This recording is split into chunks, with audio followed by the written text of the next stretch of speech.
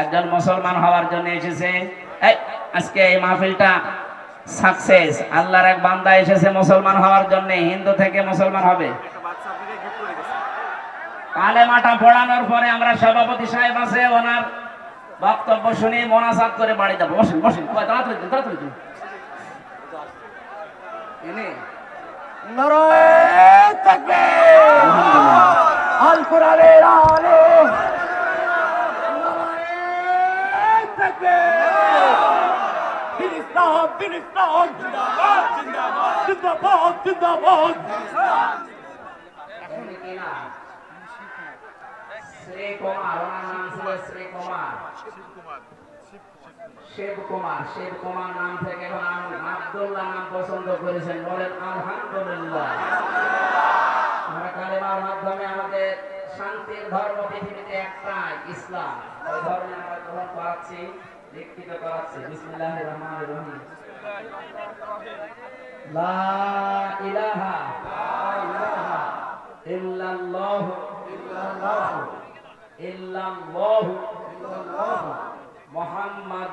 মুহাম্মাদুর রাসূলুল্লাহ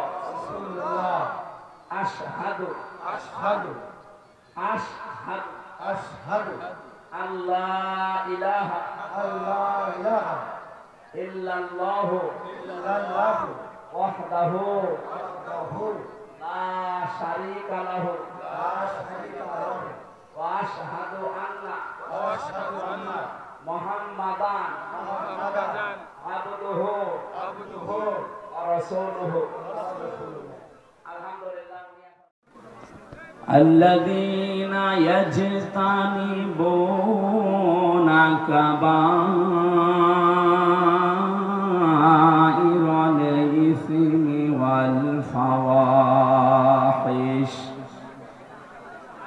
والفواحش إلا اللمم.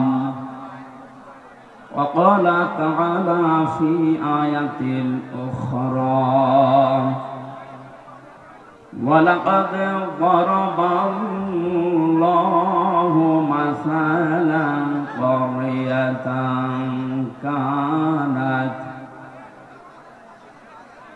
وضرب الله مثلا قرية كانت آمنة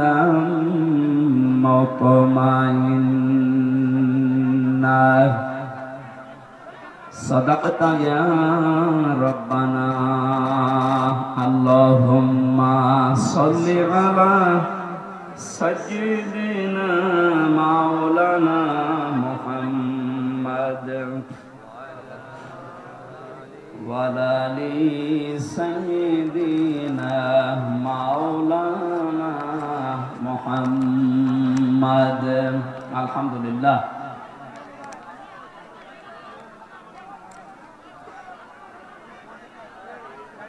বাংলাদেশের ঐতিহ্যবাহী জেলা যশোর মনিরামপুর থানার অন্তর্গত রহিতা কদলাপাড়া কাশবন কফি হাউসের পাশে মসজিদ কমিটি ও যুব সমাজের উদ্যোগে 2 দিন ব্যাপী ঐতিহাসিক তাফসীরুল কোরআন মাহফিলের সমাপনী রজনীর স্বনামধন্য সভাপতি, বিশিষ্ট শিক্ষাবিদ, আপনাদের এলাকার সন্তান, যশোর মুক্তিযোদ্ধা ডিগ্রি কলেজের সম্মানিত অধ্যাপক প্রফেসর মোহাম্মদ জাহাঙ্গীর হোসেন আতালাল্লাহু উমরাহু ওয়া বারাকাল্লাহু ফি হায়াতি, বলেন আমিন। তার মা দুনিয়া থেকে বিদায় নিয়েছেন। আল্লাহ রাব্বুল আলামিন তার এই সন্তানের কারণে যেন কবরটা জান্নাতুল ফেরদাউস বানিয়ে দেয়। এতক্ষণ যারা আলোচনা রাখলেন মাওলানা হোসাইন মাহফুজ চুয়াডাঙ্গা, আলোচনা রেখেছেন যশোরের কৃতি সন্তান, বিশিষ্ট ইসলামিক চিন্তাবিদ, বিশিষ্ট আইনজীবী, রাজনীতিবিদ, শ্রদ্ধাভাজন ব্যক্তিত্ব বড় ভাই জনাব অ্যাডভোকেট গাজী এনামুল হক আতালাল্লাহু উমরাহু ওয়া বারাকাল্লাহু ফি হায়াতি, বলেন আমিন। মঞ্চে বসা আছেন বিভিন্ন রাজনৈতিক দলের নেতৃবৃন্দ, মঞ্চে বসা বড় ভাই জনাব অ্যাডভোকেট তাজউদ্দিন, যশোরের সন্তান, দামাত বারকাতুহুমুল আলিয়া, গতকাল যারা এখানে কথা বলেছিলেন মাওলানা শাইখুল ইসলাম শাইখ রংপুর, ওবায়দুল্লাহ তারেক ভাই, অ্যাডভোকেট রকমুজ্জামান রকম সহ অন্যান্য সম্মানিত ব্যক্তিবর্গ, আমি অনেকের নাম জানি না, এই জন্যে মন খারাপ করবেন না, দোয়া করছি সবার জন্য। ওয়ারাফা'না লাকা যিকরাক। দুনিয়াতে আল্লাহ রাব্বুল আলামিন তাদের সম্মান মর্যাদা নবীর উম্মত যেভাবে পায় ওইভাবে যেন বাড়িয়ে দেয়। মানুষের সম্মান আর মর্যাদা যে কোথায় এটা অনেকে এখনো জানে না। আল্লাহ পাক বলেন ইয়ারফা'িল্লাহুল্লাযীনা আমানু মিনকুম ওয়াল্লাযীনা উতুল ইলমা দারাজাত। সূরা মুজাদালার 11 নম্বর আয়াতের মাঝের অংশে আল্লাহ জানিয়েছেন ইয়ারফা, এটা মুজারে, বর্তমান ভবিষ্যৎ, প্রেজেন্ট ফিউচার। দিন যত যাবে এই পৃথিবীতে যারা তোমাদের ভেতরে ঈমান এনেছে, ঈমান পেয়েছে, এই কথা আল্লাহ এখানে বলেন নাই। আমরা কিন্তু এই আয়াতের ভেতরে অনেকেই নেই, কারণ আমরা ঈমান আনি না, ঈমান আমরা পেয়েছি। এই কথা বলেন না। আমার বাবা দাদা পরদাদা এরা মুসলমান ছিল, এই জন্য সেই হিসাবে আমিও মুসলমান। আর সাহাবায়ে কেরাম তারা ঈমান পায়নি, তারা ঈমান এনেছিল। একটা যুবক ছেলে গায়ের শাল চাদর দিয়ে বুট জুতা মুছতেছে। জুতার দাম হয়তো 300 টাকা, শালের দাম 1500 টাকা। লোকজন জিজ্ঞাসা করছে কি গো, জুতার দাম যা, এরকম 5 জোড়া জুতা বিক্রি করলে শাল হবে না? এত দামি শাল দিয়ে জুতা মুছতেছো কারণ কি? ছেলেটা বলে বহু কষ্ট করে জুতা আমার টাকা দিয়ে কিনেছি, আর এই শালটা আমার বাবা আমারে দিয়েছে। বাবা এত টাকা দিয়ে শাল দিয়েছে, শালের কোনো মূল্য নেই, ওটা দিয়ে জুতা মুছতেছে। নিজে কষ্ট করে জুতা কিনেছিল, এই জন্য জুতার দাম ওর কাছে বেশি। সাহাবায়ে কেরাম যেহেতু তারা কষ্ট করে ঈমান এনেছিল, এই জন্য তাদের কাছে ঈমান জীবনের চাইতেও দামি। খুব ভালো করে শুনবেন, কোন মানুষের কাছে যদি সত্যি ঈমান দামি হয়ে যায়, তার ঈমানটাকে ঠিক রাখার জন্য সে সবচাইতে বেশি সতর্ক থাকবে শিরিক থেকে। কোরআনে কারীম জানাচ্ছে ওয়ালাকাদ উহিয়া ইলাইকা ওয়া ইলাল্লাযীনা মিন ক্বাবলিকা লাইন আশরাকতা লা ইয়াহবাতান্না আমালুকা ওয়া লা তাকুনান্না মিনাল খাসিরিন। সূরা জুমারের 65 নম্বর আয়াত 24 নম্বর পারার 4 নম্বর পৃষ্ঠার 12 নম্বর লাইনে আছে। এটা তাফসিরে ফি জিলালিল কোরআন থেকে বলছি। আল্লাহ পাক বলেন, হে নবী, আপনাকে এবং আপনার পূর্বে যত নবী আমি পাঠিয়েছিলাম প্রতিটি নবীকে আমি এই ওহী নাজিল করে জানিয়েছি। আমরা যে ঈমান এনেছি না ঈমান পেয়েছি, আমরা তো ঈমান পেয়েছি। যারা ঈমান এনেছিল তাদেরকে একটু শুনেন আমার ভাইরা। ওয়ালাকাদ উহিয়া ইলাইকা, অবশ্যই আমি ওহী নাযিল করেছি হে নবী আপনার প্রতি, ওয়া ইলাল্লাযীনা মিন ক্বাবলিকা, এবং আপনার পূর্বে যত নবী রাসূল এই দুনিয়াতে পাঠিয়েছি প্রত্যেকের প্রতি এই ওহী ছিল। লাইন আশরাকতা লা ইয়াহবাতান্না আমালুকা, যদি আপনি শিরিক করেন। এই কথা বলছে কে? কাকে বলছে? রাসূলুল্লাহকে। বলেন বলেন, এই কথা রোজন টের পাচ্ছেন, আমাকে বলেন নাই। আল্লাহ পাক বলেন, হে নবী, লাইন আশরাকতা, আপনি যদি শিরিক করেন। নবীজি শিরিক করতে পারে এরকম কোন ধারণা আমাদের আছে? এই ধারণাও আমরা করি না, অথচ আল্লাহ নবীজির মাধ্যমে আমাদেরকে শিক্ষা দিতে চান। লাইন আশরাকতা, যদি শিরিক করেন আপনি, লা ইয়াহবাতান্না আমালুকা, লামে তাকিদ নুনে সাকিলা, আল্লাহ গ্যারান্টি দিয়ে জানিয়েছেন, হ্যাঁ নবী আপনার আমলও আমি কিন্তু রাখবো না, নষ্ট করে দেব। এতটুকু আল্লাহ শেষ করেননি, ওয়ালা তাকুনান্না মিনাল খাসিরিন। এইটাও লামে তাকিদ নুনে সাকিলা। আল্লাহ যদি গ্যারান্টি দেয় এটা আলতো ফালতো না, এর ভেতরে অনেক ওজন আছে আল্লাহর কথায়। আল্লাহ বলেন শুধু আপনার আমল আমি নষ্ট করে দেব তা না, আমি আল্লাহ গ্যারান্টি দিয়ে বলছি আপনি ক্ষতিগ্রস্ত হয়ে যাবেন। যেটা থাকলে ঈমানও থাকে না তার নাম শিরিক। তার নাম কি? এই শিরিক থেকে যদি আপনি না বাঁচতে পারেন, যদিও নবীজিকে আল্লাহ উদ্দেশ্য করেছেন তা দিয়ে, কিন্তু এটা কিয়ামত পর্যন্ত যারা আমরা আসবো সবার জন্য প্রযোজ্য। যাই করেন তাই করেন, শিরিক করবেন না। শিরিক করলে আপনার পেছনের আমল একটাও আল্লাহ রাখবে না, আর আপনি মাস্ট বি ক্ষতিগ্রস্ত হয়ে যাবেন। আমার এই চর্মচক দিয়ে কোরআনে কারীম যতটুকু পড়েছি, বুঝেছি, অনুধাবন করেছি, আমি বাংলাদেশের সাথে মিলিয়ে দেখলাম এদেশে প্রকাশ্য মিলে প্রায় ৪৪টার উপরে শিরিক চলছে। আমি এক কথায় জবাব দিচ্ছি, সবগুলো বলতে গেলে আমার আয়াতে যাওয়া হবে না, এই জন্য আমি মেন কথাটা বলছি। আল্লাহ যেটা পারে ওইটা অন্য কেউ পারে, এই বিশ্বাস করার নাম শিরিক। কথা বলেন না কেন? এবার আসেন তো বাংলাদেশের সাথে মিলাই।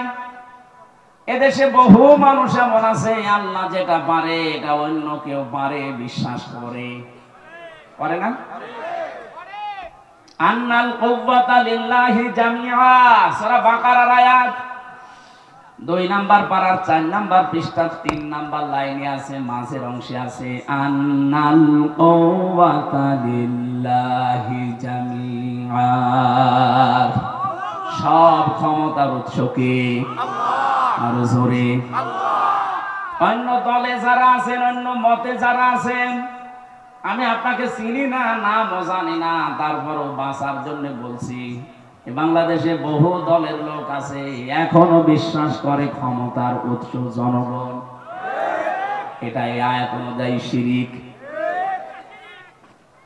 শিরিক যারা করবে তারা মুশরিক। এই কথা বলছেন কেন? মুশরিক যারা তাদের জন্য জাহান্নাম ওয়াজিব, জান্নাত হারাম। এটা তো আমি বানালাম। ইন্নাহু মাইয়ুশরিক বিল্লাহি ফাকাদ হারামাল্লাহু আলাইহিল জান্নাহ ওয়া মাআওয়াহুন নার ওয়া মা লিয-যালিমিনা মিন আনসার।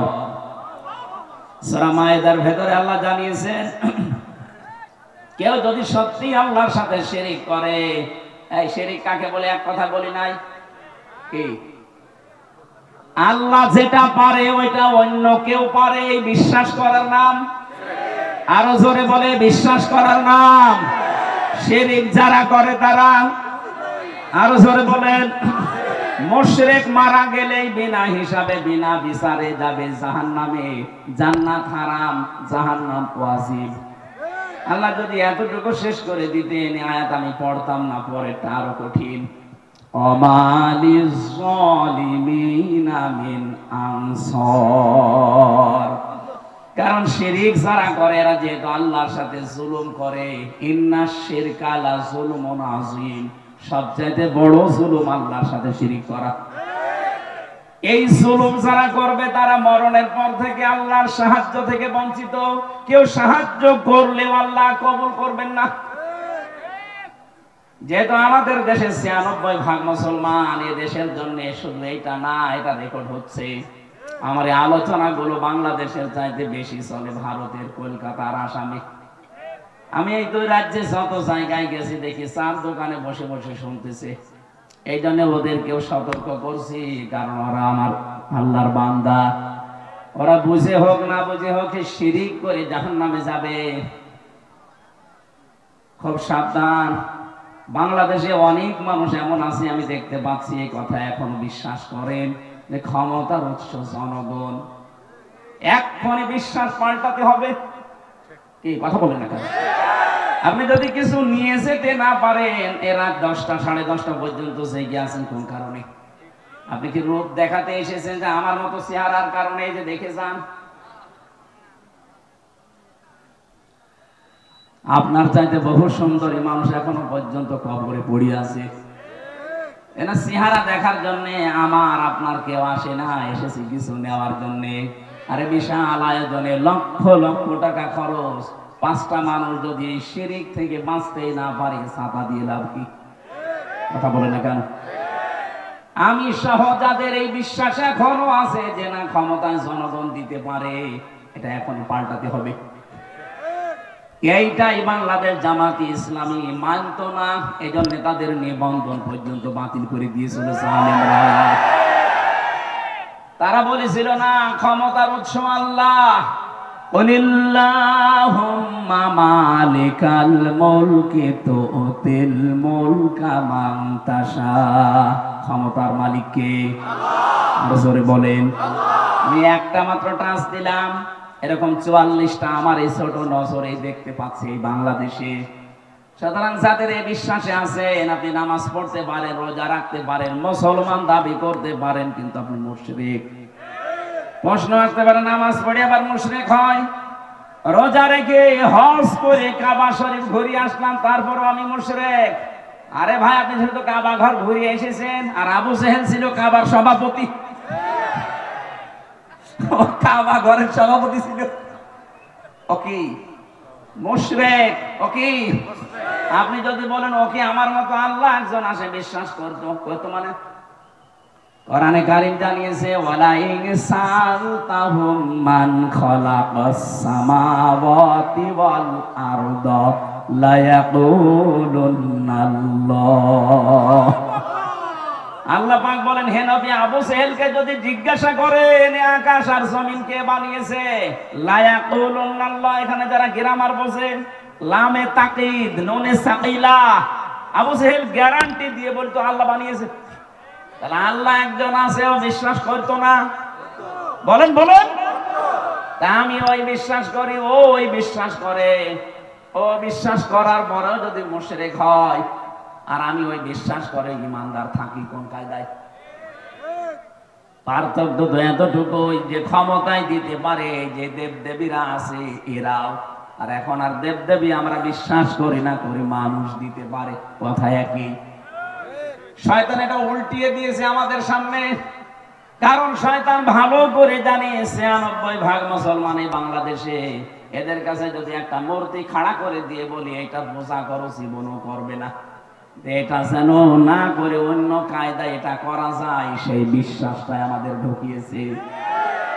এজন্য আমি সহ যারা এই বিশ্বাসে আছি, এই বিশ্বাস পাল্টাবেন কিনা বলেন? যদি না পাল্টাতে চান আমি ওয়াজ করব না, বেকার আমি সেই কুষ্টিয়া থেকে আসলাম। এদেশে বহু মানুষ আমি জানি এখানেও বসে আছেন যারা এখনো বিশ্বাস করেন ক্ষমতায় দিতে পারে জনগণ। না, এ বিশ্বাস যারা করেন এক্ষুনি বিশ্বাস ভেঙে চোরমার করে ফেলেন। মজবুত বিশ্বাস আজকে নিয়ে যাওয়া লাগবে, দুনিয়া একদিকে যাক, আমি এইটা বিশ্বাস করি ক্ষমতায় দিতে পারে কে। এ বিশ্বাস আমরা করি না। হালকা পাতলা যাদের একটু এদিক ওদিক ছিল যেন ঠিক হয়ে যান, নয়তো আপনি মারা গেলে কবরে দেব, জানাজা দেব, সব বেকার হবে। কি আমি যে কথা বলতে চাচ্ছিলাম এতক্ষণ পর্যন্ত, ঈমান অন্তত যারা আমরা এনে ফেলেছি, আমাদের ঈমান যেন নষ্ট হয়ে না যায়। ঈমান নষ্ট হয় প্রথম কারণ কি? শিরক। বলেন বলেন, আরো জোরে বলেন। এবার আমি আরেকবার বলছি, শেষ বলা, আল্লাহ যেটা পারে ওইটা অন্য কেউ পারে, এই বিশ্বাস করার নাম শিরক। যারা করে তারা একটা বললাম এই বিশ্বাস নিয়ে বহু মহিলা বসে আছে প্যান্ডেলে, ওরা এখনো পর্যন্ত বিশ্বাস করে সন্তান দিতে পারে কোন পীর সাহেব বাবা। করে না? আপনারা এখনই পাল্টাবেন। কিয়ামত পর্যন্ত যদি আপনি হায়াত পান, সন্তান না হয়, মনে করবেন আল্লাহ দিচ্ছে না, কারণ এটা দেওয়ার একচ্ছত্র মালিকানা আল্লাহর। লিল্লাহি মুলকুস সামাওয়াতি ওয়াল আরদ ইয়াখলুকু মা ইয়াশা ইয়াহাবু লিমান ইয়াশাউ ইনাসা ওয়া ইয়াহাবু লিমান ইয়াশাউ যুকুর। সূরা সূরার 49 নম্বরে আয়াত অনুযায়ী প্রমাণ হয় আসমান জমিনের মুলকিয়াতের মালিক, রাজত্বের মালিক আল্লাহ। যাকে ইচ্ছা তাকে সন্তান দান করে, মেয়ে দেয়, ছেলে দেয়। যাকে ইচ্ছা আল্লাহ কিছু দেয় না, বন্ধা করে রাখে। সবকিছু ক্ষমতার মালিককে। সুতরাং কোন মহিলা যেন কোন সন্তানের জন্য কোন দরগায়, কোন দুর্গায়, কোন মাজারে পীর সাহেব জিন্দা হোক আর মরা হোক জীবন আর যাবেন না। ছেলে মেয়ে না হয় না হোক, আপনি শিরিক করতে পারেন না। কথা বলেন না কেন? এই যে 44টা বলছিলাম, এটা 2 নাম্বার গেল। 3 নাম্বারটা বলছি, আমি সবগুলো না বললেও অন্তত টাচ দেই। কোরআনে কারিমে সূরা আরাফ 154 নাম্বার আয়াত শেষের দিকে আছে। আল্লাহ পাক বলেন আলা লাহুল খালকু ওয়াল আমর তাবারাকাল্লাহু রাব্বুল আলামিন।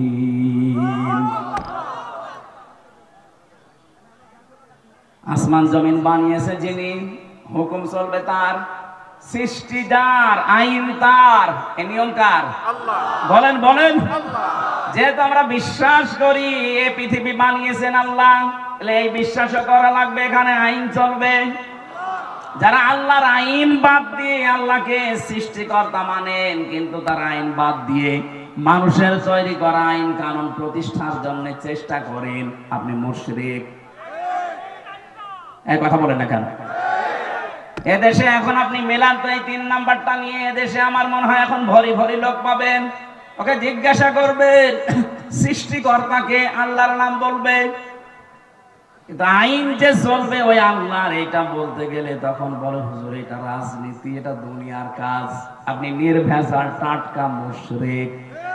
কারণ সৃষ্টি যার, আইন চলবে। অধিকার আমাদের আছে, আপনি ডাইরেক্ট ফতোয়া দেন না। আইন তৈরি করতে পারে শুধুমাত্র কে? আরো জোরে।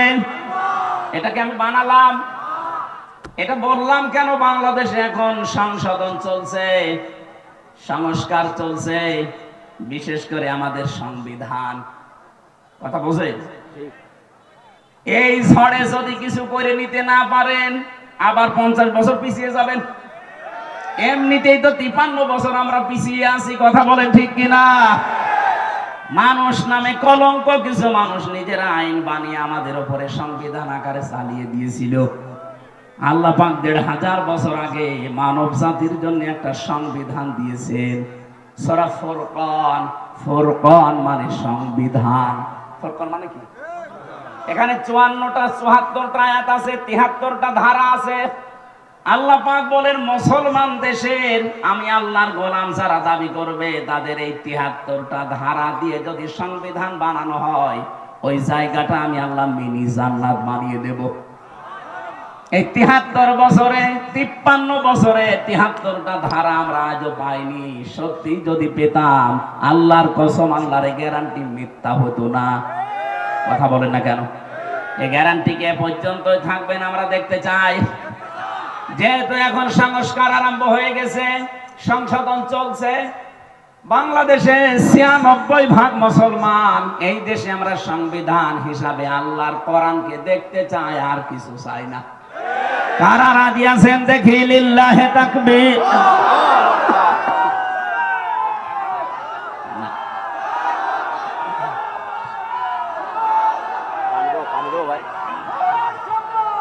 ঠিক আছে, আলহামদুলিল্লাহ ভাই। কথা বুঝলেই হবে, তাকবীর না দিলেও সমস্যা নেই, কথা বুঝলে হবে। বসেন। আমার একটা একটা করে সবগুলো বলা সময় নেই, আমি তাড়াতাড়ি তাফসীরে প্রবেশ করছি। যেটা বললাম খুব গুরুত্বপূর্ণ বিষয়, আমাদের ঈমান থাকা না থাকার বিষয়। এজন্য মানুষের মর্যাদা দিনের পর দিন আল্লাহ বাড়াবে তাদের। এই পৃথিবীতে যে মানুষগুলো ঈমান আনবে, ঈমান পাবে না। আমরা ঈমান পেয়েছি না ঈমান এনেছি? আমরা ঈমান আনতে চাই। এই এটা হাত ধরে বসিয়ে দিন। ওর মাথার 2-3টা তার কেটে দিয়েছে। মানুষের তো একটা কাটে আর ওর তো 4-5টা শেষ। আমার ভাইরা 2 নম্বরে ওয়াল্লাযীনা উতুল ইলমা দারাজাত, তোমাদের ভেতরে যারা এলেম পাবে দারাজাত দিয়েছেন বহু বছর, দিন যত যাবে তত তাদের মর্যাদা আল্লাহ বাড়াতে থাকবে। না এটা ডিস্টার্ব করবে দেখছি, ওরা 2 গলে 2 হাত ধরে রাখেন। আপনারা কথা বুঝতেছেন কিনা বলে? না না বুঝলে আমি মোনাজাত করে দেব। বুঝতেছেন? কোন জায়গায় যে আমাদের সম্মান আমরা আজ পর্যন্ত এইটাই জানি না। মনে করে জোর করলে সম্মান পাওয়া যায়, জোর করলে যে আরো ঘৃণিত হওয়া লাগে, প্রমাণ দেখলেন না? 3 জন স্বৈর শাসকের নাম এই কয়েকদিনে আমরা দেখতে পেলাম। বাশার আল আসাদ, এরপরে এই যে আফগানিস্তানের কি যেন নাম ছিল, আশরাফ ঘানি, আর আমাদের এটার নাম তো আমি মুখে নিয়ে আসতে চাই না, ও সাথে আমার দরকার নেই। যারা জোর করে টিকে থাকতে চেয়েছিল সম্মান পাওয়ার জন্য, দেখেন আল্লাহ কি ঘৃণিত করে দিয়েছে। এখনো অনেকে ধান্দায় আছেন যে না বুবু ঘুরবে। বুবু ঘুরবে মানে? তাহলে আফগানিস্তান থেকে যে পালিয়ে গেল ও তো ঘুরতো, ও ঘুরেছে। এই যে কাজকে না কাজকে মনে হয় বানিয়েছে, এইটা তো আর ঘুরতেছে না। সুতরাং উনি গেছে তো গেছে, ও ঘোরার আর কোনো পদ্ধতি নেই। পৃথিবীতে আমরা যাদেরকেই পালাতে দেখি, এই যে লক্ষণ সেন 805 বছর আগে পালিয়েছে, আজও ঘুরে আসেনি। হয়তো পুড়িয়ে ফেলেছে, নাই কুকুর শিকালের খাবার হয়েছে। এই জন্য যারা পালিয়ে যায় ওদের ভেতরে সৎ সাহস নেই, এই জন্যই পালায়। ওরা যে ঘুরে আসবে কোন মুখে আসবে? সেদিন সিলেট মৌলভী বাজার থেকে ওরা আমারে দিয়ে গেল মাহফিল ধরার জন্য হেলিকপ্টারে। এই পাশে যে হুক থাকে,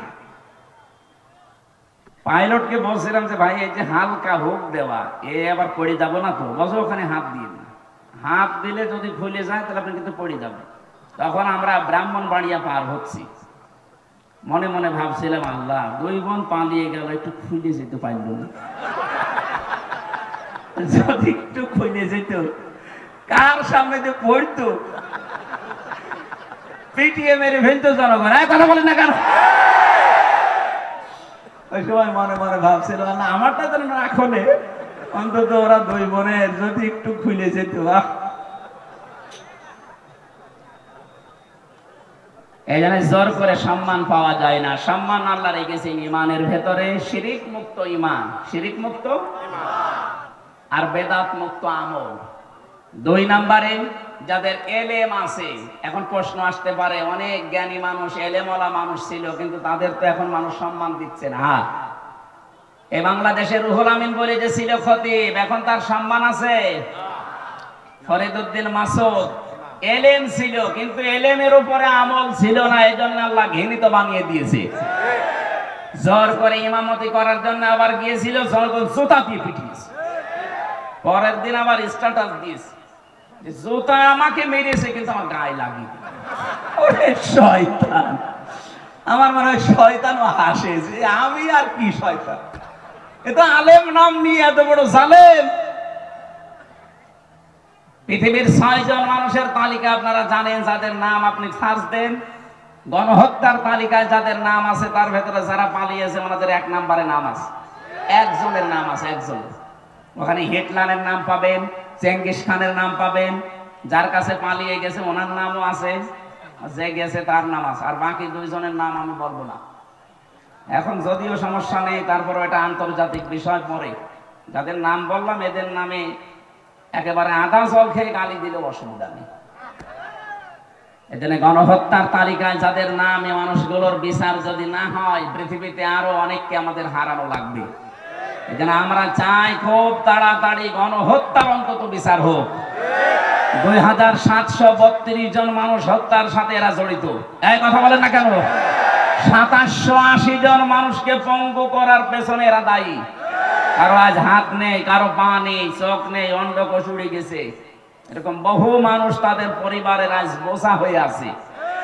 বোঝা গেল যারা দিয়ে গেল ওরা কিন্তু না দিলেও পারতো। পালিয়ে যখন যাবে তখন আপনি এই কাজ করে গেলেন কেন? কথা বলে না কেন? আর আপনার এত মহব্বত ভালোবাসাতে আগের থেকে জনগণকে বলতে পারেননি যে আমি পালিয়ে যাব। এখন ওই মানুষগুলো উল্টা আজকে 2 দিন দেখতে পাচ্ছি চট্টগ্রামের এই ফেনী চট্টগ্রামের মাঝে যে চিকন রাস্তা ওরা খুব দুর্বিসন্ধি লাগিয়েছে। ডক্টর ইউনূস যেই বলেছিল 7 সিস্টার ধ্বংস করে দেওয়া হবে, বিচ্ছিন্ন হয়ে যাবে, ওই দিন থেকে শুরু করে এই 2 দিন বেশি ওরা বলছে চট্টগ্রাম আমরা নিয়ে নেব। চট্টগ্রাম নিয়ে নেবেন কি? আমরা কি যৌতুক দিতে চেয়েছি আপনাকে? পালিয়ে যাওয়ার মেয়ে কিসের যৌতুক? মেয়ে তো পালিয়েই গেছে, ওরা তো আমরা মেনেই নেব না, বিয়েই মানি না। কথা বলে না কেন? চুরি করে বিয়ে করে আসে থাকেন, অসুবিধা নেই। পাশে তো একটা শালি পেয়েছেন ফ্রি। আমরা চাই অন্তত বর শালি 2 জন মিলে যদি আপনি একটু পকেট মকেট মারে, তারপরেও তো আমরা একটু ঋণ মুক্ত হতাম। বহু ঋণ হয়ে গেছে, এখন 1,20,000 টাকা এক একটা মানুষের মাথার উপরে ঋণ। ঋণটা দিয়ে গেলেন আপনি, না দিলেও পারতেন। এই জন্য আমরা চাচ্ছি জামাই হলেও মানি না, কারণ আমাদের তো জামাই হওয়ার জন্য মুসলমান হওয়া শর্ত। আর ওনার তো ফুল হাতা না হাফ হাতা?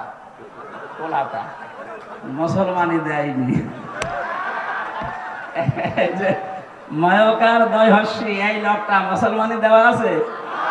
মুসলমানই না দিলে কি ফুল হাতা না হাফ হাতা? ফুল হাতা। আমি জেলে যাওয়ার পরে যে কারারক্ষী জেলার ছিল ও লোক যখনই ঢুকতো দেবদুলাল ও যে ফুল হাতা আসতেছে, তার মানে আমি বুঝলাম যে লোকটার মনে হয় কাটা নেই। তো ওনারই যেহেতু আত্মীয় স্বজন বংশধর, ওই নামে তো মিলে যাচ্ছে দেবদুলাল। নাম শুনে বোঝা যাচ্ছে না যে কি হবে।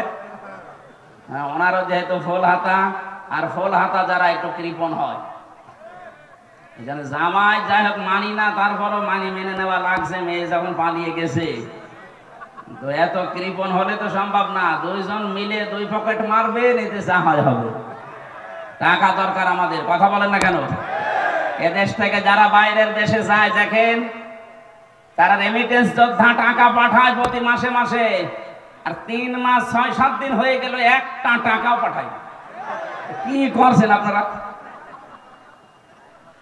না, 7 সিস্টার কিন্তু থাকবে না যদি চট্টগ্রাম নিয়ে বেশি আমতা ঝামতা করে। এই জন্য চোখ বন্ধ করে থাকবেন। এদেশের 1 ইঞ্চি মাটিও ছাড় দেওয়া হবে না ইনশাআল্লাহ। এটা আমাদের মায়ের মতো খাঁটি। এক কথা বলেন না কেন? পৃথিবীতে সবচাইতে বেশি জীবনের ভয় মুশরিকদের। ওয়ালা তাজিদান্নাহুম আহরাসান নাসি আলা হায়াতি ওয়া মিনাল্লাযিনা আশরাকু ইয়াওয়াদ্দু আহাদুহুম লাউ ইউআম্মারু আলফা সানা। আল্লাহ পাক বলেন, হে নবী, জীবনের উপরে সবচাইতে বেশি আহরাস, বেশি ভালোবাসা, মহব্বত, আসক্তি দেখতে পাবেন এই দুনিয়াতে মুশরিকদের। ওদেরকে যদি বলেন তোমরা 1000 বছর বেঁচে থাকবে, ওরা বলবে আরো বাঁচতে চাই। এই জন্য একটু বন্ধ করে দিয়েছি আমরা ওই দেশে যাওয়া আসা। ওরা দেখেন মরণের ভয় এখন অস্থির হয়ে পড়েছে। 2-1 দিন দেখছেন না দাদারা কি শুরু করেছে। এই জন্য কথা বলা এইটাই আমার শেষ। আবার কথা বলতে পারবো কিনা জানি না। যা বলছি অক্ষরে অক্ষরে পালন করা লাগবে। দুনিয়াতে যদি আপনি জ্ঞান অনুযায়ী সত্যি আমল করতে না পারেন, হয়তো সামনাসামনি দেখে আপনাকে অনেকে সম্মান করতে পারে, দিন যত যাবে আপনার সম্মান আল্লাহ একেবারে তলানিতে পৌঁছিয়ে দেবে। আল্লামা দেলাওয়ার হোসাইন সাইজি রহমতুল্লাহ আলাইহি শহীদ, এই লোকটা দুনিয়া থেকে বিদায় নিয়েছে ঠিক, দিন যত যাচ্ছে তার জন্য দোয়া বাড়তেছে। কথা বলেন না কেন? আর জালেম সেই কয়টা বিদায় নিলে কয়দিনে, ওরাও তো ছিল ক্ষমতায়। ওরা দিন যত যাচ্ছে মানুষের ঘৃণা তত বেশি হচ্ছে তাদের প্রতি। এখানে যারা এলেম অনুযায়ী আমল করেননি তারা আলেম না, তারা আল্লাহর কাছে জালেম। কোরআনে কারীম জানাচ্ছে সূরা বাকারা 1 নাম্বার পারার 20 নাম্বার পৃষ্ঠা 13 নাম্বার লাইনের 140 নাম্বার আয়াতের প্রথম অংশে আছে, অমান আযলামু মান কাতাবা শাহাদাতান ইনদাহু মিনাল্লাহ। আল্লাহ পাক বলেন, তোমরা বড় জালেম দেখতে চাও? সবচাইতে বড় জালেম আমি আল্লাহর কাছে ওই লোকটা যাকে আমি আল্লাহ কোরআনের জ্ঞান দিয়েছিলাম, এটা জানার পরও দুনিয়ার স্বার্থ পেয়ে গোপন করে দিয়েছে। ছোট জালেম না, আফজাল ইসমে তাফসিল আসলাম। সুতরাং এই দেশে 15.5 বছরে জালেমদের 5-8 গোলামি যারা করেছেন, এত বড় বড় জালেমদেরকে যারা কওমি জননী উপাধি দিয়েছেন, আল্লাহর কসম আপনি আল্লাহর কাছে আলেম না জালেম। তাও ছোট জালেম না বড় জালেম। এদের সম্মান দিন যাবে আরো কমতে থাকবে না বাড়বে? ইয়ারফা দিয়েছেন আল্লাহ এই কারণে। এই জন্য যাদের নাম আমি জানি না, অনেকের জানি, সম্মান মর্যাদা কামনা করছি ঈমান এবং জ্ঞানের উপরে আমল করার কারণে। আল্লাহ যেন অবশ্যই আয়াতটা আমাদের সবার জীবনে কার্যকর করেন, বলেন আমিন। দরুদ আর সালাম পাঠ করছি নবী মুহাম্মদ রাসূলুল্লাহ সাল্লাল্লাহু আলাইহি ওয়াসাল্লামের প্রতি। এই যে কোরআনে কারীম পড়তে গেলে 29টা অক্ষর জানার মাধ্যমে পড়া লাগে, আলিফ থেকে ইয়া। প্রতিটি অক্ষরের দিকে তাকিয়ে দেখবেন, প্রত্যেকটা অক্ষরে আমার নবীর সম্মান আল্লাহ বাড়িয়েছেন। আলিফ দিয়ে তিনি জানিয়েছেন আহমদ প্রশংসিত, বা দিয়ে তিনি জানিয়েছেন বাশির সুসংবাদদাতা, তা দিয়ে তিনি জানিয়েছেন মুত্তাকি আত্মসংযমকারী, সা দিয়ে তিনি জানিয়েছেন মুদ্দাসির কম্বলওয়ালা, জিম দিয়ে তিনি জানিয়েছেন জামিল সুন্দর, হা দিয়ে তিনি জানিয়েছেন হামিম অন্তরঙ্গ বন্ধু, খ দিয়ে তিনি জানিয়েছেন খাতামান নবিয়্যিন শেষ নবী। একটা একটা করে শেষে আসবেন ইয়াসিন। আল্লাহ জানো সিন আর ইয়া দিয়ে তিনি একত্রিত করে আমার নবীর নামকে আরো বেশি উচ্চসিত করে দিয়েছে।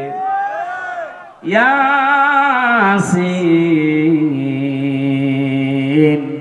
আল্লাহ বলেন হে নেতা, হে বলেন বলেন সিন শব্দটা তাফসিরে কাবীর আল্লামা ফখরুদ্দিন রাজি রাহমাতুল্লাহ আলাইহি 5টা অর্থে তিনি ব্যবহার করেছেন। তিনি জানিয়েছেন সিন মানে সাজ্জিদুল আলামিন, সিন মানে সাজ্জিদুল বাশার, সিন মানে সাজ্জিদুল কাউনাইন, সিন মানে সাজ্জিদুল আম্বিয়া, সিন মানে সাজ্জিদুল মুরসালিন। এক একটা শব্দের ভেতরে তাফসিরে এত কথা তিনি লিখেছেন, আমি যদি 5টা শব্দেরও ব্যাখ্যা করতাম তাহলে 2 ঘন্টা সময় লাগবে, এত কথা আছে। আমি শুধু ইঙ্গিত দিয়ার জন্য বললাম, প্রতিটি অক্ষর দিয়ে আমার নবীর সম্মান আল্লাহ আরো বাড়িয়ে দিয়েছেন। সুতরাং সাজ্জিদুল আলামিন, সাজ্জিদুল বাশার, সাজ্জিদুল কাউনাইন, সাজ্জিদুল আম্বিয়া, সাজ্জিদুল মুরসালিন। এই পৃথিবীতে শুধু আমাদের জন্য না, নবীরাও আমার নবীকে নেতা মানত, রাসূলরাও আমার নবীকে নেতা মানত। মেরাজে যাওয়ার সময় তিনি যে মসজিদে নামাজ আদায় করিয়েছিলেন বাইতুল মামুরে, লক্ষ কোটি ফেরেশতারা সেখানে নামাজ আদায় করেছে। সবাই কাতারবদ্ধ হয়ে দাঁড়িয়েছে। ফেরেশতা জিবরাইল এসে বলে, হে নবী, ইমামতি করার জায়গাটা দেখেন ফাঁকা, কেউ দাঁড়ায়নি। আজকের এই ময়দানে আপনি ছাড়া ইমাম হওয়ার যোগ্যতা, নেতা হওয়ার যোগ্যতা এখানে আর কারো নেই। আপনি যান সামনে। নবী যে 2 রাকাত নামাজ আদায় করালেন, জিজ্ঞাসা করলেন জানেন পেছনে কারা? বললেন না। আপনার পেছনে আজকে যারা 2 রাকাত নামাজ পড়েছে প্রত্যেকটা নবী রাসূল এবং আল্লাহর ফেরেশতারা এখানে নামাজ পড়েছে। হে নবী, আজকে থেকে আপনাকে আল্লাহ ঘোষণা দিয়েছে আপনি শুধু সাজ্জিদুল বাশার না, মানুষের নেতা না, সাজ্জিদুল আলামিন না, তামাম পৃথিবী যত জগৎ আল্লাহ বানিয়েছেন এই জগতের নেতা না, আপনি হচ্ছেন নবীদেরও নেতা, রাসূলদেরও নেতা। নবী রাসূলরা যদি মেনে নিতে পারে তাকে, আপনি সলিমুদ্দি কলিমুদ্দি রাসূলকে নেতা মানেন না, কাকে মানেন? আপনার বিবেক কি মরে গেছে নাকি? খালি ইয়াসিন সূরা পড়লে 10 খতম কোরআন শরীফ পড়ার সওয়াব হয় না, এটা আগে মানা লাগে। অনেকেই মনে করে ইয়াসিন পড়লে 10 খতমের সওয়াব পাবেন, কিন্তু আপনার ইয়াসিন ঠিক রাখা লাগবে। আল্লাহর ঘোষণা দেওয়া নেতা পৃথিবীতে একজন, ইয়াসিন। হে নেতা, আপনি সেই নেতাকেই মানেন না, মানেন আপনি নেতার বিরুদ্ধে যারা তাদেরকে। কথা বলেন না কেন? আশা করছি আপনি বুঝে ফেলেছেন। এরপরেও যদি কেউ না বোঝার ভান করে থাকেন, এদিকে আসেন, ঝড়ি কোদাল দিয়ে বোঝাচ্ছে, আসেন। আমার মনে হয় কোরআন শরীফ বোখারি শরীফ দিয়ে আপনার হবে না, এখন বাঁকারি শরীফ লাগবে আপনার। এত ভেঙে ভেঙে বলার পরেও যদি কারো মনের ভেতরে দাগ না কাটে, ওর বিবেকে যদি কাজ না করে, আমার যা মনে হয় ওর বিবেকের উপরে কুকুরে পোশাক করেছে। ও বলছে ঠিক। যশোরের মানুষ তো এত পাগল না। তাহলে আজকে থেকে আপনি আল্লাহর ঘোষণা দেওয়া নেতা যিনি, তাকে মানা লাগবে না। হ্যাঁ, কথা বলেন না কেন? ঠিক আছে, আমরা এবার তেলাওয়াতকৃত যে দুইটা আয়াতের অর্ধেক পড়েছিলাম। প্রথম পড়েছিলাম সূরা নজম 32 নম্বর আয়াতের প্রথম অংশটা। দ্বিতীয় পড়েছি আমি সূরা নাহালের 112 নম্বর আয়াতের 4 ভাগের 1 ভাগ। আপনারা যেটা বলবেন আমি সেই আয়াতের আলোচনা করব। বলেন। হ্যাঁ,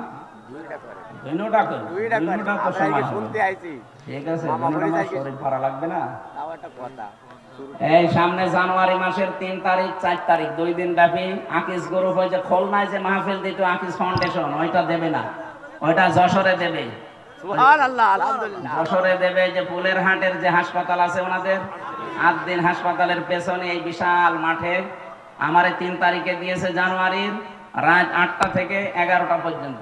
আলহামদুলিল্লাহ। আর মিজানুর রহমান আজহারি ভাইকে দিয়েছে 4 তারিখে, ওনারও 8টা থেকে 10টা পর্যন্ত। আকিস গ্রুপ করবে আজকে দাওয়াত। ওনারা আমার দাওয়াতটা ছিল সেই কোথায়, চট্টগ্রাম বিভাগে। আকিস সাহেবের এই বড় ছেলে ডাক্তার মহিউদ্দিন জোর করে বলছে এখানে নেওয়া লাগবে। যশোরবাসী, নড়াইল, যশোর, ঝিনাইদহ, সাতক্ষীরা, খুলনা, বাগেরহাট 4-5 জেলার মানুষকে আমরা হাজির করব। অন্তত 10 লাখ মানুষ হবে ইনশাআল্লাহ ওই দিন। আরে ভাই, আগামী বছর ডিসেম্বর 22-এ থাকবে। যে অবস্থা দেখছি কি হবে সামনে, দেখেন যুদ্ধ লেগে যায়। আমরা প্রথমটা শুরু করছি, যেহেতু প্রথমে সূরা নাহাল আছে 112 নম্বর আয়াত। খুব ভালো করে আমি বাংলাদেশের সাথে খাপের খাপ মিলাবো ইনশাআল্লাহ।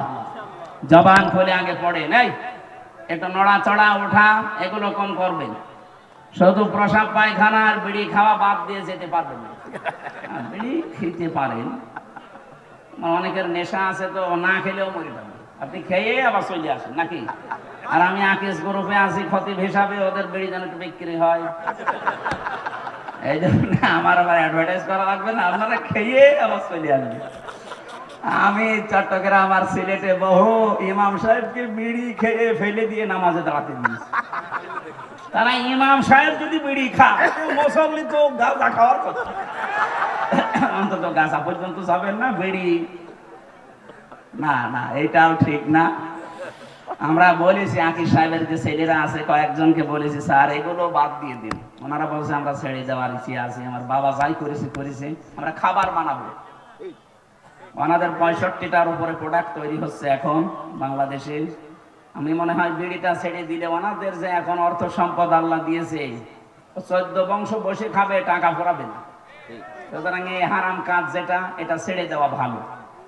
কথাও দিয়েছে আস্তে আস্তে ছেড়ে দেবে, একবারে তো সম্ভব না। 12,000 কোটি, 14,000 কোটি, 20,000 কোটি, এত টাকা একবারে ছেড়ে দেওয়া, এই জন্য ছেড়ে দিলেই ভালো ইনশাল্লাহ। সামনে এই আপনি বিড়ি খেতে যাচ্ছেন নাকি? হ্যাঁ নেন, আমরা একটু তেলাওয়াত করি, শয়তান আশপাশে থাকলে জানাবে পালাই। বলেন আউযু বিল্লাহি মিনাশ শাইতানির রাজীম, বিসমিল্লাহির রহমানির রহিম। وضرب الله مثلا قرية كانت آمنة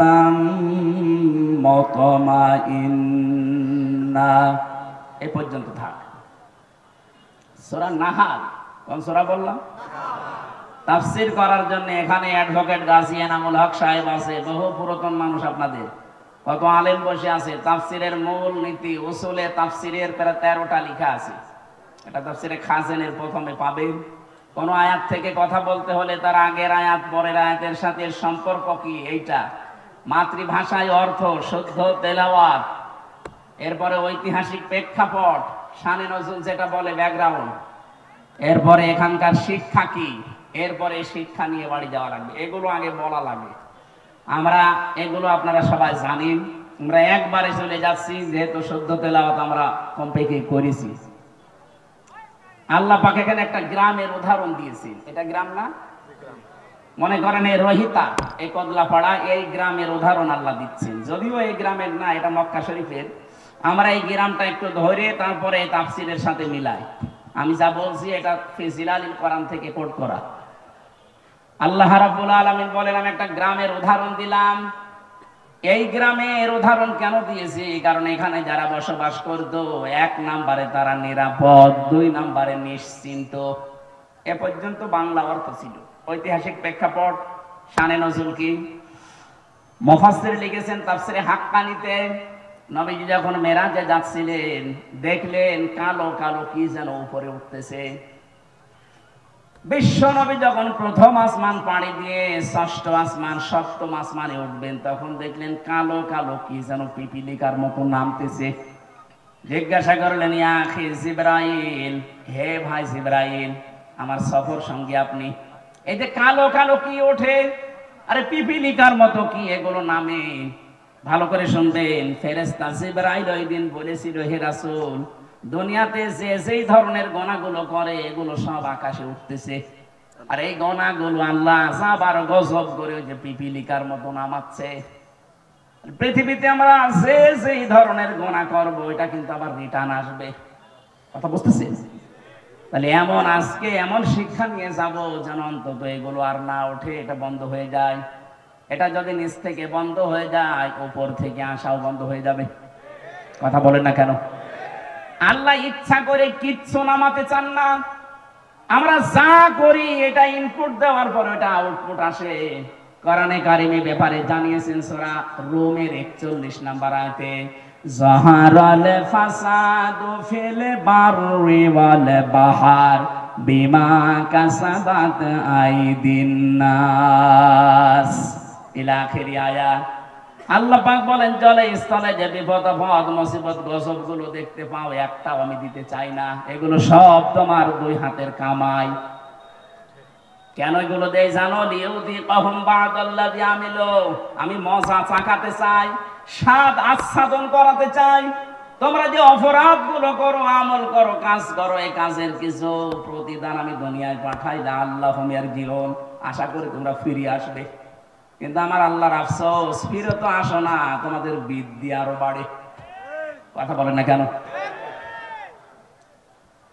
সূরা শুরার 30 নম্বর আয়াতে আল্লাহ আরেকটু বিস্তারিত ভাবে আয়াতে দিয়েছেন, ওমা সাবাকুম মিন মুসিবাতিন ফাবিমা কাসাবাত আইদিকুম ওয়া ইয়াফু আন কাসীর।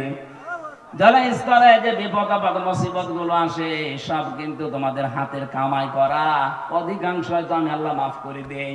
তাছাড়া যত অপরাধ তোমরা দুনিয়ায় সংগঠিত করো, সবগুলো তো উপরে উঠতেছে। এগুলো যদি আমি আল্লাহ গজব আর আযাব নাযিল করি, শ্বাস ফেলার সময় পেতে না। সুতরাং আমাদের উচিত হবে আয়াত থেকে শিক্ষা নেওয়া। আমরা দেখি আল্লাহ আয়াত দিয়ে কি জানাতে চাচ্ছেন। প্রথমে উদাহরণ দিচ্ছেন আল্লাহ, ওয়া দারাবাল্লাহু মাসালান ক্বরিয়াতান। দরাবা মানে দৃষ্টান্ত দেওয়া, এই দৃষ্টান্ত উদাহরণ উপমা দিচ্ছে কে? এই দেখেন, ওয়া দারাবাল্লাহু মাসালান ক্বরিয়াতান কানাত আমিনাতান মুতমাইন্না। আল্লাহ বলেন, আমি নিজে উদাহরণ দিলাম, উপমা দিলাম, দৃষ্টান্ত দিলাম একটা গ্রামের। কি সেই গ্রামে ছিল জানো? ওই গ্রামের মানুষগুলো নিরাপদ ছিল এবং নিশ্চিন্ত ছিল। তাফসীরে ইবনে কাসিরের ভেতরে ব্যাখ্যায় লিখেছে, এই গ্রাম বলতে আল্লাহ মক্কা শরীফকে বুঝিয়েছেন। ওই জামানা পর্যন্ত মানুষ তামাম দুনিয়ায় এমন কাবার আশপাশ পর্যন্ত কেউ নিরাপদে ছিল না। চুরি ডাকাতি সন্ত্রাসী চিন্তায় মানুষের কোনো গ্যারান্টি ছিল না বেঁচে থাকার আশপাশে, কিন্তু কাবার আশপাশগুলোতে যারা কাবার চত্বরের ভেতরে আসবে আল্লাহ তাদের নিরাপদ এবং নিশ্চিন্ত করে দিয়েছিলেন। আল্লাহ বলেন এতটুকু আমি শেষ করিনি, ইয়াতিহা রিজকুহা রাগাদাম মিন কুল্লি মাকান, বিভিন্ন জায়গা থেকে আমি আল্লাহ তাদের জীবন উপকরণ পাঠিয়েছিলাম। আশপাশে ইয়েমেন ছিল, সিরিয়া ছিল, আজকে সিরিয়া বিজয় হয়নি। এই সমস্ত আশপাশ দেশ থেকে তাদের রিস্কের যে জীবন উপকরণ লাগে, রিজিক সব আমি পাঠাতাম। আশপাশের মানুষগুলো যে ইমানদার ছিল তা না, কিন্তু ওই মানুষগুলোর বিবেক ছিল, ওর বিবেকের ওপরে আমি আল্লাহ এমন ভাবে আঘাত দিয়েছিলাম, বাধ্য হয়ে তারা এদের জন্য খাবার পাঠিয়ে দিত, জীবন উপকরণ যা লাগে জীবন চলতে সব তারা পাঠাতো। কিন্তু আমি তাদের এইটা আমি সেট করে দিলাম, তাদের নিরাপত্তা তুলে নিয়েছি, তাদের নিশ্চিন্ত হওয়া এগুলো আমি আল্লাহ বন্ধ করে দিয়ে ফাযাকাল্লাহু লিবাসাল জুই ওয়াল খাউফ, আমি আল্লাহ পোশাক পরিয়ে দিলাম তাদের আচ্ছাদন করানোর জন্য। 1 নাম্বার ক্ষুধার পোশাক, 2 নাম্বার ভয়ের পোশাক, বিমা কানু ইয়াসনাউন, কারণ তারা যা করত তার বিনিময়ে। এই যে এটা বাংলা অর্থ ছিল, এটার 1 নাম্বার কারণ আল্লাহ আয়াতের মাঝখানে 3টা শব্দ দিয়ে বুঝিয়েছেন কেন আমি এই নিরাপদ এবং নিশ্চিন্ত এটা বন্ধ করে দিয়ে এই ক্ষুধা এবং ভয়ের পোশাক পরিয়েছিলাম জানো। ফাকাফারাতি বিআনউমিল্লাহ, তারা আমি আল্লাহর নিয়ামতের সাথে কুফরি করেছিল। কি করেছিল? এবার আমি বাংলাদেশের সাথে মিলাবো। আগে কাবা শরীফটা মিলিয়ে নেই। সূরা আলে ইমরান 4 নাম্বার পারার 1ম নাম্বার পৃষ্ঠা 7 নাম্বার লাইনের 93 নাম্বার আয়াতের মাঝে এটা আছে, দেখবেন ওয়ামান দাখালাহু কানা আমিনা। আল্লাহ পাক বলেন যে এখানে প্রবেশ করে তাকে নিরাপত্তা দিয়ে দেই। এই জায়গাটার নাম বাক্কা। বাক্কা মানে মক্কা। বাক্কা মানে কি? মক্কা, প্রাচীন নাম। ইন্না আউওয়ালা বাইতিন উযিআ লিন-নাস লাল্লাযী বিবাক্কাতা মুবারাকা ওয়া হুদাল লিল আলামিন, অবশ্যই পৃথিবীর প্রথম ঘর স্থাপিত হয়েছে যেটা সেটা বাক্কায়। গ্রস্ত যদি আমরা থাকতে না চাই, আমরা যদি শক্তি, শান্তি, স্বস্তি, নিরাপত্তা এবং নিশ্চিন্ত ভাবে দেশে চলাফেরা করতে চাই, দল মত দেখা যাবে না।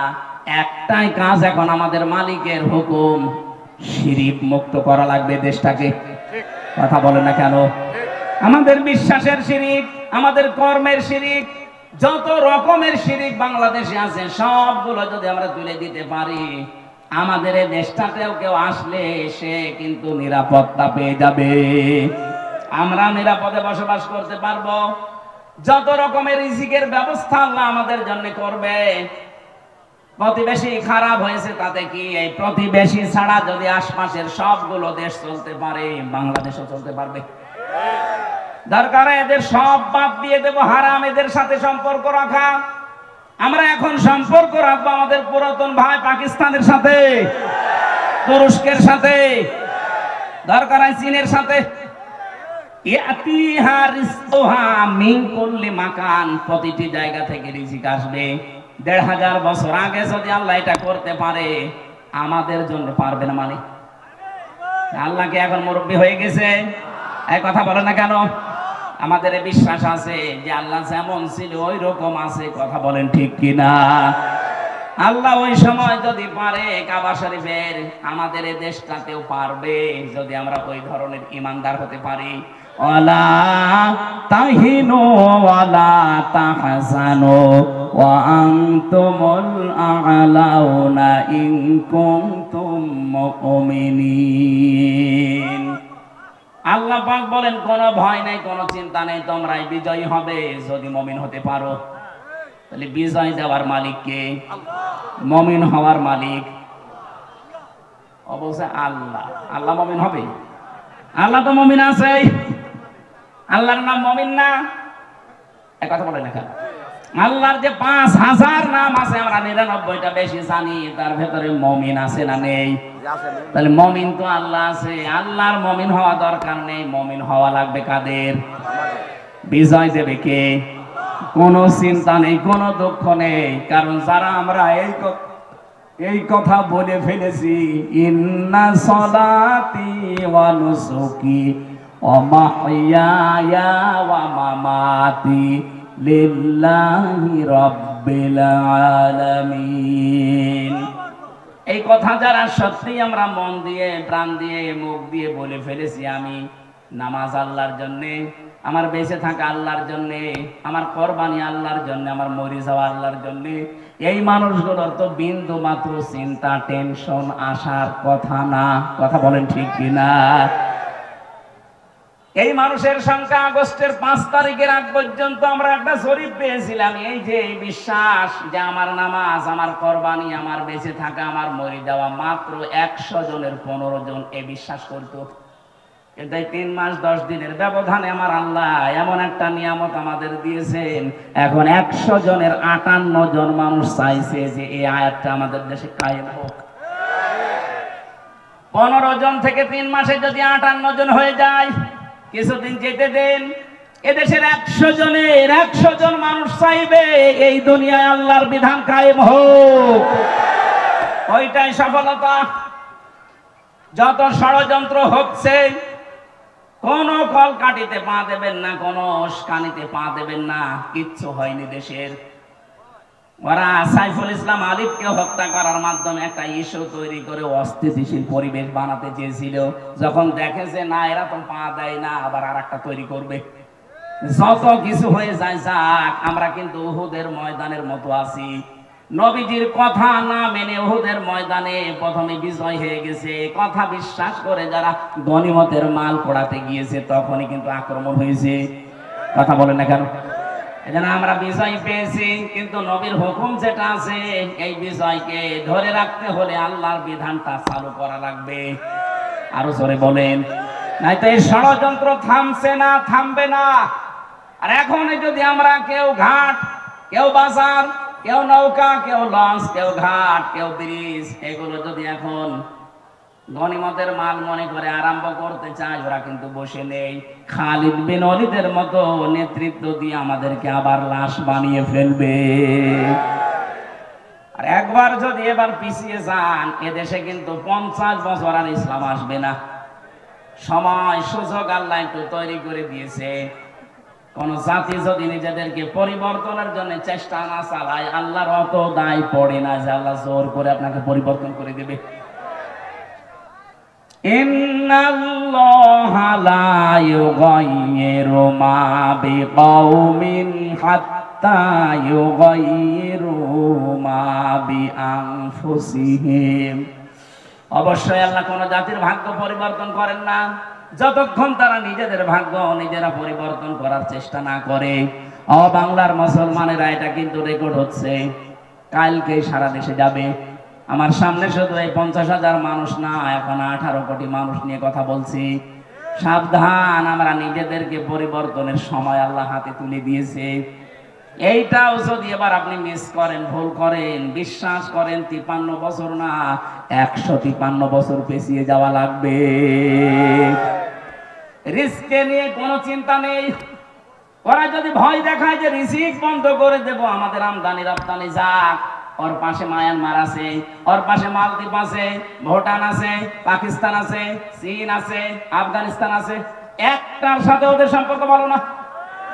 ওরা যদি ভারত ছাড়া চলতে পারে, বাংলাদেশ চলবে, কোনো অসুবিধা হবে না। কথা বলেন ঠিক কিনা?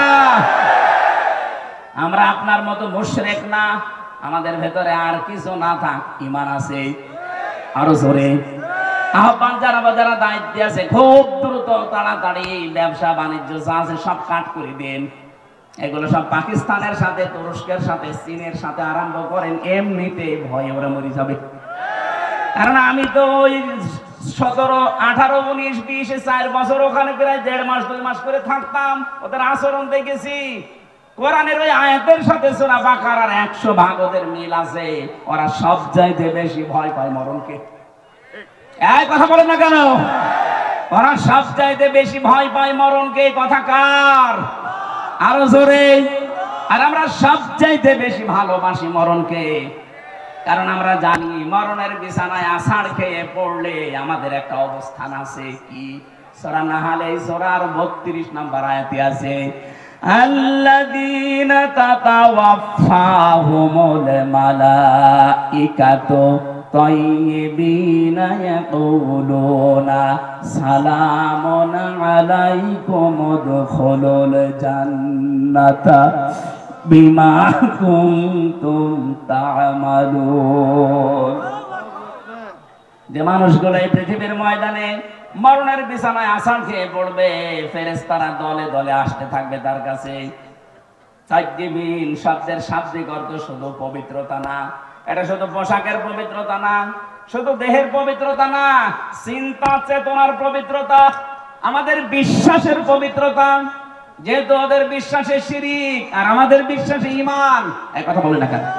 সুতরাং আমাদের যে পবিত্রতা আছে বিশ্বাসে, এই বিশ্বাস নিয়ে যখন আপনি পড়বেন মরণের বিছানায়, ফেরেশতারা এসে বলবে সালাম, শান্তি, উদখুলুল জান্নাহ, প্রবেশ করো ওই জান্নাতে। আর ওরা মরণের সঙ্গে সঙ্গে দেখতে পাবে ও মাওয়াহুন নার, আগুন। কি এখানে এত ভয় পাই? আমরা যারা ইমানদার, যারা পবিত্র ইমানদার, এই মানুষগুলো মরণের সঙ্গে সঙ্গে আমরা দেখতে পাবো জান্নাত। ফেরেশতারা এসে বলবে প্রবেশ করো, উদখুলুল জান্নাতা বিমা কুনতুম তা'মালুন। দুনিয়ায় যা কাজ করেছো তার পুরস্কার হিসাবে আল্লাহ তোমাদেরকে এই বাগান দেখাচ্ছে। ধরে বলেন আমিন। আসল জীবনের সফলতা তো এটাই। আপনি 41 সাল পর্যন্ত ক্ষমতায় থেকে কি করতেন যদি জাহান্নামে যাওয়া লাগে? কথা বলেন না কেন? আমরা 41 সাল না, 41 সেকেন্ড বাঁচতে চাই, কিন্তু আমরা চাই আমাদেরকে আল্লাহ জান্নাতি বলে ঘোষণা দিক। ফামান যুহজিহা আনিন নার ওয়া উদখিলাল জান্নাতা ফাকাদ ফাজ। আল্লাহ পাক বলেন দুনিয়ার জীবন আসল জীবন না, ওই লোকটাই তো সফল যাকে আমি আল্লাহ জাহান্নাম থেকে মুক্ত করে জান্নাতি বলে ঘোষণা দিয়ে দিয়েছি। আপনি 41 সাল না 81 সাল পর্যন্ত যদি ক্ষমতায় থাকেন, মরণের পরে যদি ঘোষণা আসে যা জাহান্নামে যা, শুধু 81 সাল না, আমার মনে হয় 5000 বছর ক্ষমতায় থেকে ওই লোকটার জীবন ব্যর্থ।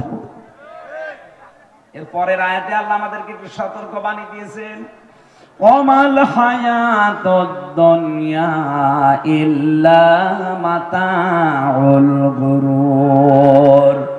হে পৃথিবীবাসী, দুনিয়ার জীবনটা কিন্তু ধোঁকা। দুনিয়ার জীবন কি? আর জোরে বলেন।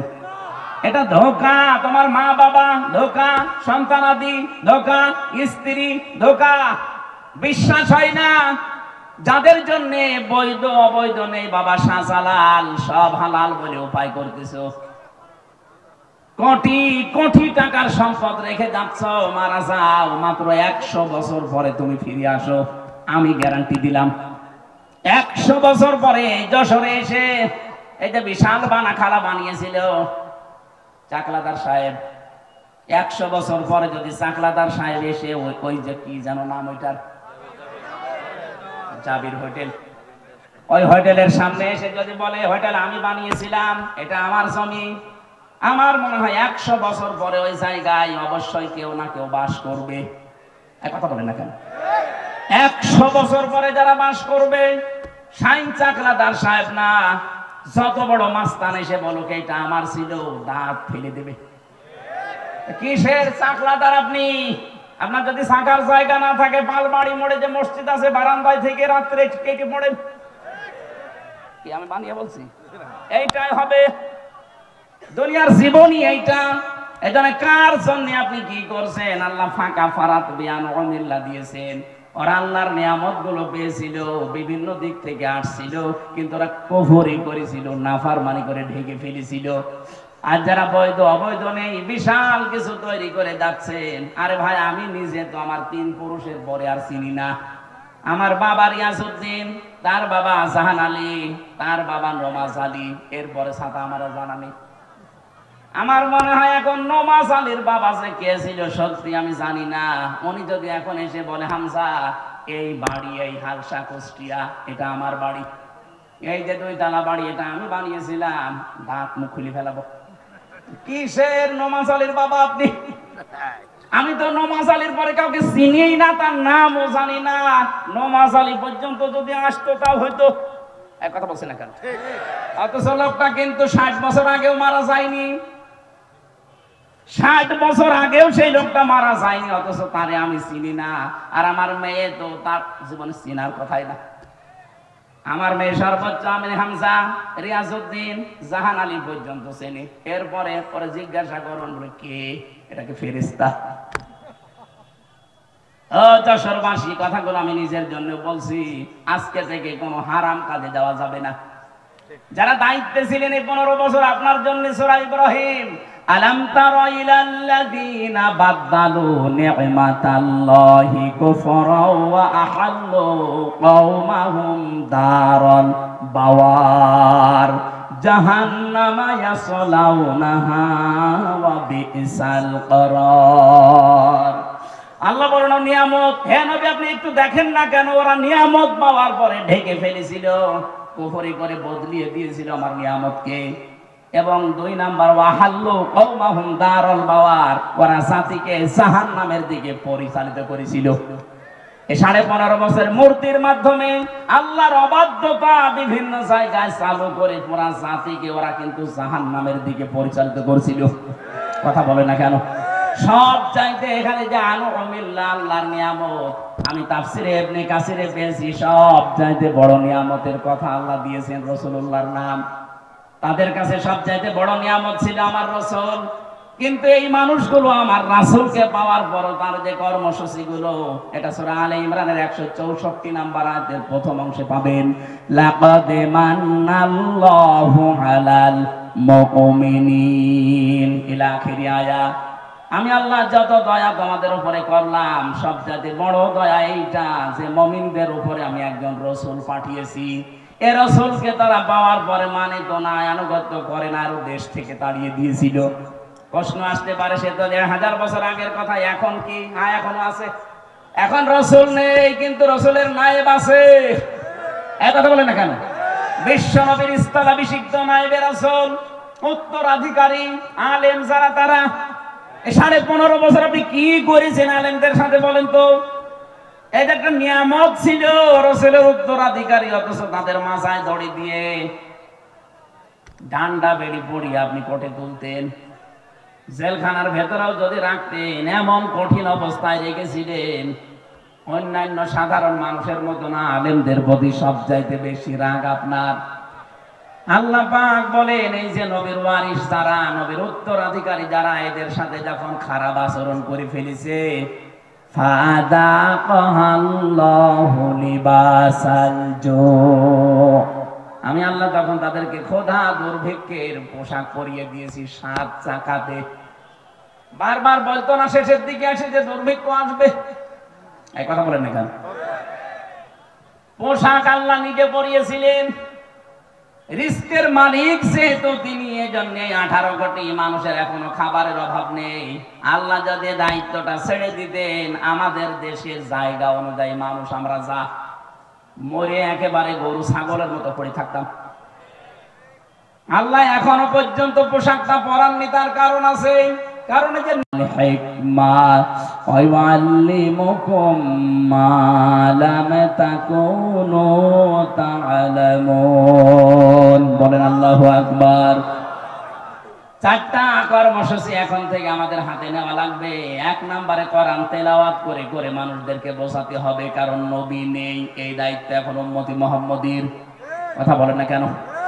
যেই দলে এই কর্মসূচি আছে যে কোরআন তেলাওয়াত করে মানুষকে বোঝায়, কোরআনে কারীম শিক্ষা দেয়, কোরআন দিয়ে পবিত্র করার জন্য ব্যক্তি, পরিবার, সমাজ, রাষ্ট্রকে চেষ্টা চালায়, কোরআনে কারীমের শিক্ষা ব্যবস্থাকে শিক্ষায় নিয়ে যাওয়ার জন্য যারা চেষ্টা করে, হিকমতের সহিত যারা কাজ করে, হিকমত মানে সুন্নাত, সুন্নাত অনুযায়ী এই কাজগুলো যারা আঞ্জাম দেয়, অবশ্যই আপনাকে এই কর্মসূচিগুলো দুনিয়ায় বাস্তবায়ন করা লাগবে রাসূলের পদ্ধতিতে। যে করছে আপনি সেখানে যাবেন। আপনাকে আমি বিএনপি, আপনাকে আমি জামাত ইসলামী, আপনাকে আমি চরমনাই করতে বলছি না। এই 4টা কর্মসূচি যাদের কাছে পাবেন তাদের সাথে জোটবদ্ধ হয়ে, তাদের পেছনে থেকে সংঘবদ্ধ হয়ে আল্লাহর নবীর 4 দফা কর্মসূচি জমিনে বাস্তবায়নের জন্য চেষ্টা করবেন। এভাবে চেষ্টা করতে করতে যখন শেষ পর্যায়ে যাবেন, জীবনের শেষ দিন আছাড় খেয়ে যখন মরণের বিছানায় পড়বেন, আল্লাহ পাক ফেরেশতা পাঠিয়ে আপনাকে যে জান্নাত দেবে ওটা দেখিয়ে দেবে। বলেন আমিন। মা বোন যারা এসেছেন, আপনাদের জন্য ছোট্ট ওয়াজ আমার আপনার আদর্শ কিন্তু এই বলিউডের নায়িকারা না, বাংলাদেশের নায়িকারা না। আপনার আদর্শ হওয়া লাগবে হযরতে ফাতিমাতুজ জোহরা। কথা বলেন না কেন? হযরতে খাদিজাতুল কুবরা। এই পৃথিবীতে একজন মহিলাকে জীবিত অবস্থায় আল্লাহ সালাম দিয়েছিলেন স্বামীর খেদমত করার কারণে, তার নাম খাদিজাতুল কুবরা। আজ অধিকাংশ মেয়েরা স্বামীর সম্মান, স্বামীর মর্যাদা বোঝে না। আপনি কি জানেন স্বামী কি? খালি বিছানায় থাকলে স্বামী না, এই যে মর্যাদা কত বেশি আল্লাহ দিয়েছে আপনার তুলনায়। নবীজি বলেন, মেয়েরা যদি আল্লাহ বাদে সেজদা দেওয়া জায়েজ থাকতো, মেয়েদের বলতাম স্বামীর পায়ে সেজদা করো। অথচ সেই স্বামীর হুকুম আপনি মানেন না, খোটা দেন, স্বামীর নাফরমানি করেন, কুফরি করেন। এমনকি অনেক মহিলা আছে স্বামীকে ধরে মারে। এক কথা বলছে না কেন? বর হাতে মায়ের খাওয়া মানুষ দেশে আছে না নেই? সত্যি করে বলবেন, কোরআনের মাহফিলে কারা খেয়েছেন? হাত তোলেন তো। আপনি আপনি খাবেন, আপনি তো তার কাটা। বিয়ে তো করি না, জানিয়ে তো তার সব কেটে দিয়েছে। আগে তো 500 টাকা কাটা ছিল, এখন সবই কেটে দিয়েছে।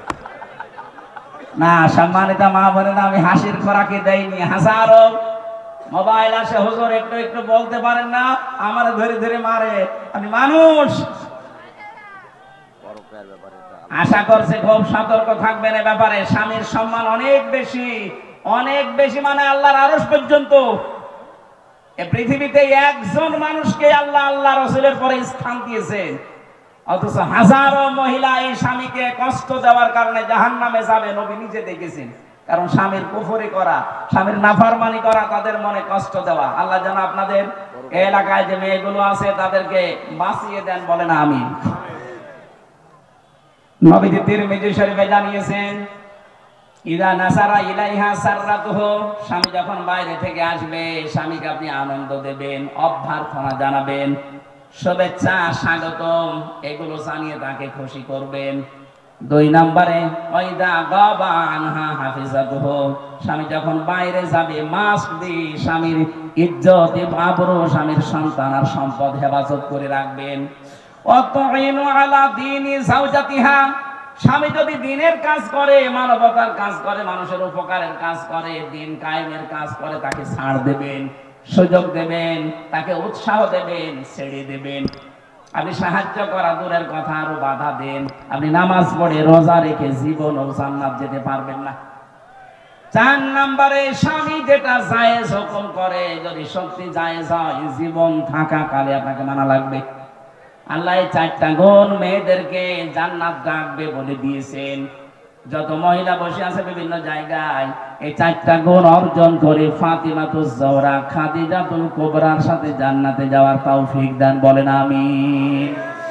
আগামীতে আসলে আবার কথা বলবো বলে শেষ করেছে। আমিন। বারাকাল্লাহু লানা ওয়া লাকুম ফিল কোরআনিল আযীম। একজন মুসলমান হওয়ার জন্য এসেছে। আজকে এই মাহফিলটা সাকসেস। আল্লাহর এক বান্দা এসেছে মুসলমান হওয়ার জন্য, হিন্দু থেকে মুসলমান হবে। বসেন বসেন বসেন। কালেমাটা পড়ানোর পরে আমরা সভাপতি সাহেব আছে, ওনার বক্তব্য শুনে মোনাজাত করে বাড়ি যাবো। বসেন বসেন, তাড়াতাড়ি তাড়াতাড়ি। নারায়ে তাকবীর, আল কোরআনের আলো।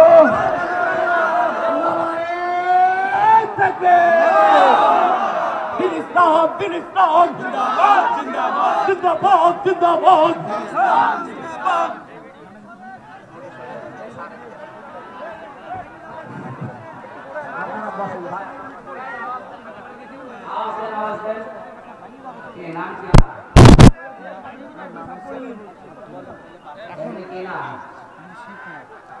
Sri Kumar কুমার, ওনার নাম ছিল শ্রী কুমার, শিব কুমার। শিব কুমার নাম থেকে এখন আব্দুল্লাহ নাম পছন্দ করেছেন। বলেন আলহামদুলিল্লাহ। আমরা কালেমার মাধ্যমে আমাদের শান্তির ধর্ম পৃথিবীতে একটাই, ইসলাম। ওই ধর্মে আমরা গ্রহণ করাচ্ছি, দীক্ষিত করাচ্ছি। বিসমিল্লাহির রহমানির রহিম। লা ইলাহা ইল্লাল্লাহু